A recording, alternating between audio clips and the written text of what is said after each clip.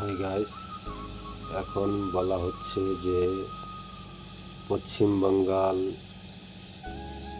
এখন যে এনআরসির জন্য এনআরসি লাগু করছে, এটা কিন্তু এখনো রাজ্য সরকার ম্যান্ডেটরি করেনি। আর আগে হবে কি না এটাও বলা যাচ্ছে না।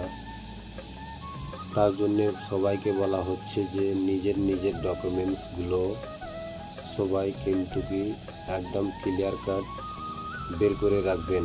আর তারপর বলা হচ্ছে যে 2002 সালের ভোটার লিস্টটা বের করে সবাই হাতে রাখবেন।